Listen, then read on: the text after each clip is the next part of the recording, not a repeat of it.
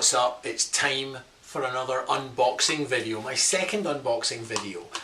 Today I will be unboxing, if you may recognise the logo there, the Zacuto. Well, you can actually see that I've already opened the box.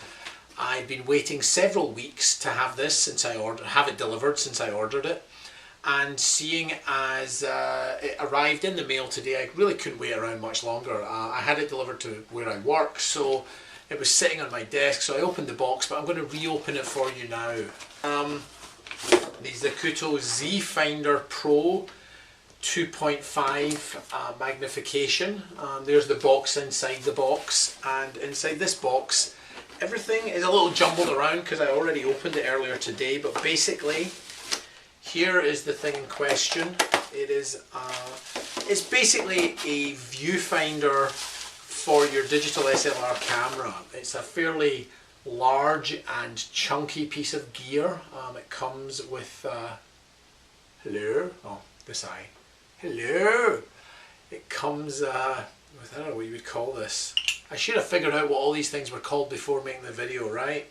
But basically it allows you to use your LCD screen on the back of your DSLR as a viewfinder. Now, as I say, this is a fairly expensive piece of kit. You could get a good point and shoot digital camera for the price of the viewfinder that you're going to attach to your digital SLR. There are other viewfinders are available, but Zacuto seem to have cornered the market in expensive fetish objects that people who are getting into DSLRs really feel they somehow have to own.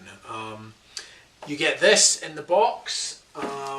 You also get the Gorilla plate that sits under your camera, and everything attaches to that. Other than that, some extender plates, which we'll get to in a moment. The plate that it actually fixes onto the back of your camera, and a strap. Now, as I said, expensive kit. Some people will say, you know what, if you wait a little while longer, other viewfinders will come onto the market. That's going to push the price down a bit, maybe, or maybe Zacuto will drop their prices, or maybe they won't. Maybe they'll just stick with their kind of premium pricing. Frankly, you know, I have gone out and shot during the day, particularly on sunny days with my DSLR. And as you may or may not realise or know, when you're shooting video with a DSLR, the mirror inside the camera is up, so the viewfinder of the camera you can't use. You can only use the LCD screen. And frankly, on a sunny day, if you're doing manual focus and so on, it's you know, it is difficult to get that focus if you're just right, if you're doing kind of shallow depth of field. This is also kind of talked up as a way to get an additional point of contact with the camera in order to hold it a little bit more steady. I'm a little bit skeptical about that in as much as it's so shallow, and I don't know, pressed right up to my face, it almost feels like my eyelashes are against the glass. I don't know, it doesn't feel, it's not attached to the camera at this point, that it is actually going to increase the stability. That remains to be seen.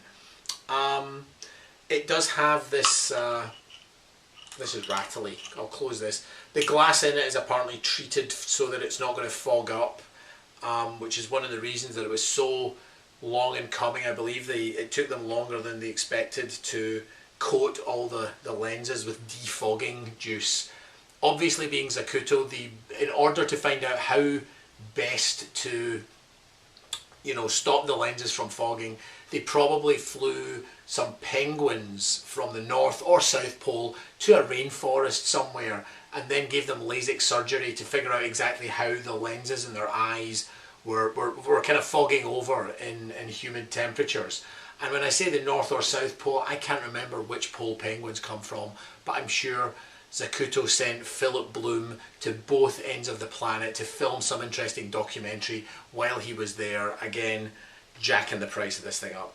Okay, Z-Finder update. I installed it, there was a screwdriver involved, but I mean it took basically no time at all. Really simple. It feels, you know, solid. Absolutely, you know, it's attached to the back of the frame.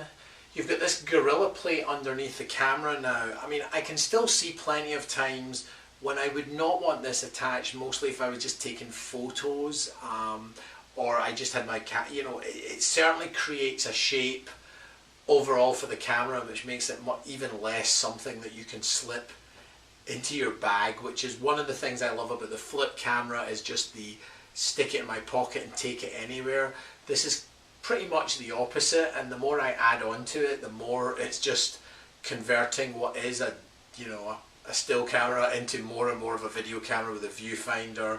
I've got a 1.4 lens here. I didn't really mention earlier, one of the things that it does, other than cutting out all of the ambient light and making it easier to focus, is it does actually magnify rather the view screen 2.5 times. There's also a 3 times version, which I guess is more recommended for your professional photographer. The website recommends that if you're just you know, if you're a happy amateur like myself, you might just want to go 2.5. It's crystal clear. I mean, frankly, I have a tiny little scuff on my LCD screen, and it really kind of stands out now looking at this here. I'm still, as I say, I'm still a little, remains to be seen how much extra stability this is going to bring to the camera by having it doesn't feel with the rubber cup pressed against my face. The rubber cup is kind of feels weird at first, pushing it up there, whether that's really going to help me deal with the camera shakes, which obviously are more pronounced on a DSLR than they would be on a consumer video camera. Let's have a look and see what it looks like from your side.